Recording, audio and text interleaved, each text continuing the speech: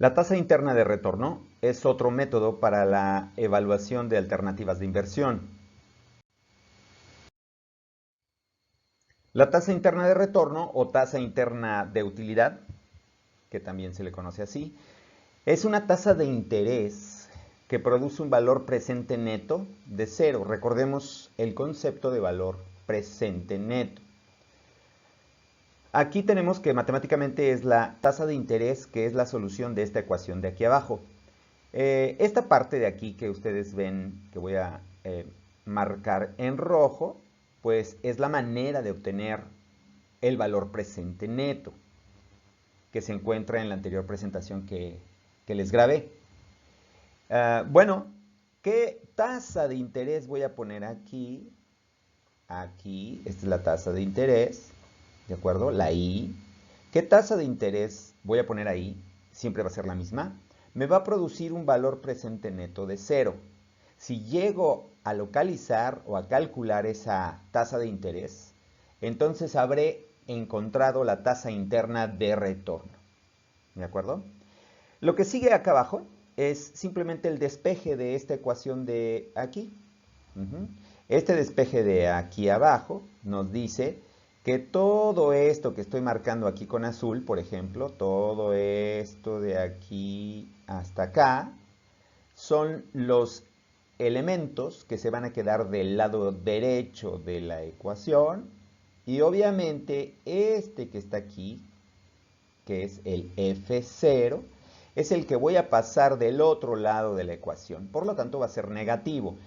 Si ustedes se acuerdan, este F0 es precisamente nuestra inversión inicial. ¿Se acuerdan que para calcular el valor presente neto había que ponerlo en la ecuación, en esta, con signo negativo? Si lo pasamos del otro lado, pues obviamente negativo del negativo se vuelve positivo. En fin, lo único que quiero que tengan presente es que ese F0 es la inversión inicial. Aquí hay una observación. Si alguno de los flujos de efectivo, el F1, F2, F3, así hasta el Fn, es también negativo, existe la posibilidad de tener varias tasas de interés o tasas internas de retorno. Por la brevedad de nuestro curso no vamos a entrar en esos casos, simplemente vamos a calcular una tasa interna de retorno por cada proyecto. ¿De acuerdo? Dice, habiendo calculado la tasa interna de retorno, un inversionista puede compararla con las tasas de interés existentes en el mercado o con el costo del capital. Acuérdense que simplemente el valor presente neto nos va a permitir calcular si una inversión nos conviene o no. Ya sea que la metamos, obviamente si nosotros metemos la tasa interna de retorno, el valor presente neto será 0. Si comparamos a alguna otra, ya veremos si nos da positivo y nos conviene entrar en el proyecto, o nos da negativo y no nos conviene entrar en el proyecto. Simplemente la tasa interna de retorno es la que nos permite llegar a 0, es decir, salir tablas. Lo que nosotros metimos, recuperarlo. Punto. Esa es la tasa de interés interna de retorno. Dice, cabe mencionar que nos podemos dar el lujo de no tener soluciones muy exactas para la tasa interna de retorno, porque obviamente la estimación de los flujos de efectivo también son muy toscas. Es decir, nosotros nos imaginamos más o menos que con la inflación, con lo que vamos a hacer para nuestro proyecto, pues vamos a tener ciertos flujos de efectivo, pero en realidad nadie lo garantiza. Dice aquí que en el mundo financiero la información es poder. Y obviamente mientras más exactas sean nuestras predicciones de flujo de efectivo en el futuro, pues obviamente más exacto será también este método de la tasa interna de retorno. Bien, vamos a explicar este ejemplo para encontrar la tasa interna de retorno. Dice, calcular la tasa interna de retorno, IRR por sus siglas en inglés, Internal Rate of Return, para un proyecto que requiere una inversión de 100,000 unidades monetarias. Dice, y se espera que produzca los siguientes flujos de efectivo al final de el año 1, 50,000, el año 2, 30,000 y el año 3, 50,000 de nuevo. Dice, la ecuación del valor presente neto planteada es esta. Ya la conocemos, es esta de aquí abajo. Obviamente los 100,000 que ponemos es negativo y todos los demás son flujos positivos. El objetivo es encontrar la I que resuelva la siguiente ecuación. Es decir, esta ecuación.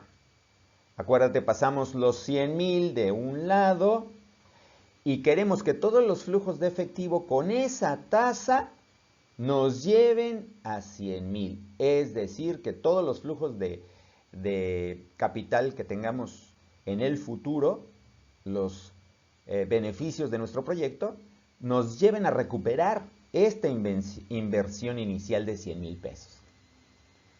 Bueno, un método para sacar la tasa interna de retorno es hacer tanteos. Si ustedes se fijan aquí, mañosamente yo voy a tantear con 14%, obviamente son tasas anuales, ¿ya? Capitalizables también anualmente. Así es que voy a tantear con un 14%, a ver qué tanto me da, y veo que se pasa. Ah, caray, se pasa y nos da 100,692. Muy bien. ¿Qué pasa si tanteamos con 15%? Uy, obtenemos muy poco. Obtenemos 99,038.38. Es decir, nosotros podemos tantear que con más o menos aproximadamente con 14.5% de interés, que está entre 14 y 15, pues podremos obtener nuestra inversión inicial y salir tablas. Bien, otro ejemplo que vamos a resolver es este. Una inversión de 10,000 unidades monetarias produce al fin del año 1, 2, 3 y 4 estos flujos de efectivo. 3,000, 3,000, 3,500 y 3,500. Vamos a calcular la tasa interna de retorno para esta inversión. Ok, este método es el que necesito que apliquen en su actividad de Schoology.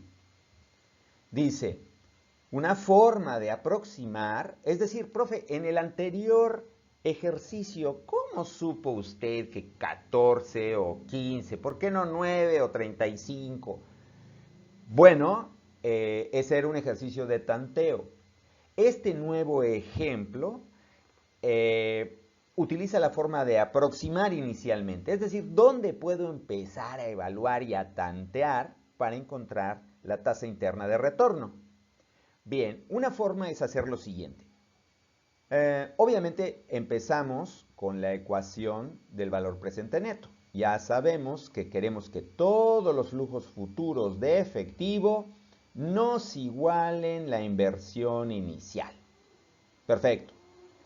Aquí viene el truco. El truco que tenemos que hacer es cambiar todo a una forma de interés simple. Si ustedes se fijan, acá tenemos exponentes y acá ya no. ¿Ya? Acá no tengo exponente, acá tengo exponente y aquí ya no. Acá tengo exponente y acá ya no. ¿Dónde quedó el exponente? Simplemente lo pusimos al lado de la tasa de interés. El menos 1, obviamente lo vamos a poner al lado de la tasa de interés aquí. ¿Dónde quedó el menos 2? El menos 2 que tenemos aquí quedó aquí inserto. Aquí 2. ¿Y el n? ¿Dónde quedó el n? Ah, pues quedó aquí al lado del i. Y ese es el truco. Comenzamos entonces a analizar la forma aproximada por interés simple en esta lámina y vemos que la ecuación se transforma en esta. Aquí tenemos todos los flujos de efectivo, 3,000, 3,000, 3,500 y 3,500. Y las formas aquí marcadas en azul con interés simple. Es decir, los exponentes aquí están simplemente anexos al lado de la i, con un menos 1, menos 2, menos 3 y menos 4. Lo que sigue es simplemente manejo algebraico, es decir, quitar los paréntesis. ¿De acuerdo? ¿Cómo se quitan los paréntesis? Bueno, pues simplemente multiplicando el 3,000 por la 1 y luego el 3,000 por el i. el 3000 por el 1 y luego el 3000 por 2i. 3500 por este, 3500 por 3i y así. Así es que en el primer caso tenemos 3000 y 3000i. Luego 3000 y 7000i porque ya se multiplicó por 2i. O sea, 3000 por 2 serían 7000. Luego 3500 por 1 serían 3500. Luego 3500 por 3 serían 10500i. Y así. Así es que esta primer ecuación queda transformada de esta forma. Al final simplemente se agrupan todos los números aquí en rojo y se agrupan todos los términos en i, que por cierto todos tienen signo negativo, porque obviamente si tú recuerdas van hacia atrás en el tiempo, aunque sean de interés simple. Bien, ya al final vemos que la ecuación se reduce así, simplemente de un lado todas las partes números y luego todas las i. Y luego se despeja la i. De tal manera que encontramos que la i de aproximación sería de 8.69%, que es la que tenemos aquí abajo. Bien, sustituimos las tasas que son cercanas al 8.69 que acabamos de calcular en esta ecuación de acá arriba, que ya sabemos que es la del valor presente neto, y de un lado, ¿verdad? Vamos a poner los flujos de efectivo con la tasa aproximada, la ponemos aquí en donde están las i's, y tenemos que buscar dónde recuperamos la inversión, es decir, dónde llegamos a los 10,000 pesos o euros o dólares.